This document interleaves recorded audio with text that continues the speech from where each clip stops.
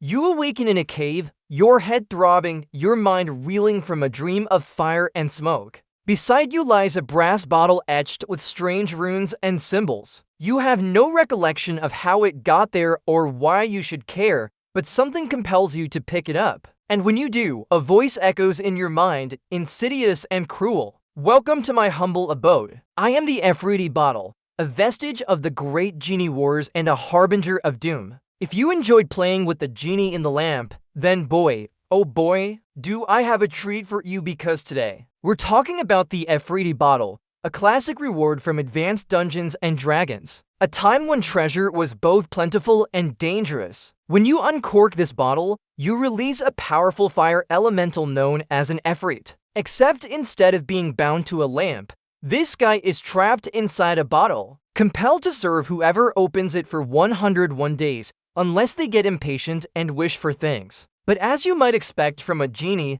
those wishes come with a twist. In fact, wishes are practically the only way to escape the servitude of an Efreeti Bottle, because the genie will twist your words against you, ensuring that whatever boon you ask for also works to screw you over. I mean, this is the guy that would help you defeat your enemies, but also just so happen to be standing next to you when your armor gets scorched off. No, thank you. And if you can't beat them, you can't charm them either, despite being physically bound. These entities are magically resistant to any attempt to charm or dominate them. They're also extremely resentful of their situation and will do anything to break free, including turning their masters into slaves themselves. That is, if their master isn't careful and fails their insight checks. Because here's the thing, when an Efreet is bound to a bottle, it's given the ability to influence the minds of men, swaying their thoughts and actions to its own nefarious ends. And the only way to resist this influence is by making a successful insight check. Fail that roll, however, and the Efreet will take control,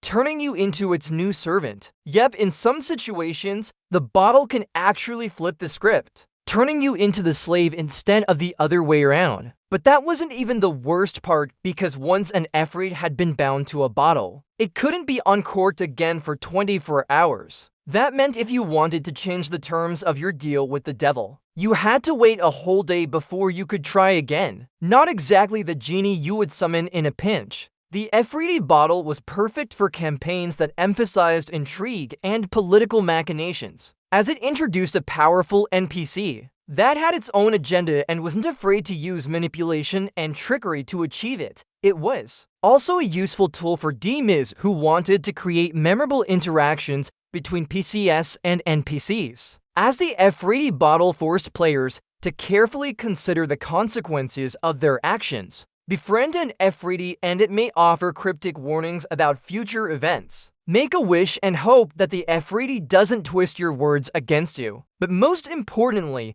remember that even when it seems like you have the upper hand, the Efreeti is always watching, waiting for its chance to strike back. Now, I have a question for you. What kind of campaign would you use an Efreeti Bottle in? Let me know your thoughts down in the comments below. But for now, it's time to look ahead to what's coming next on Lines of Arune. So grab your dice and prepare to adventure, because you won't want to miss a single second of the epic tales that await. Until then, stay safe out there, adventurers.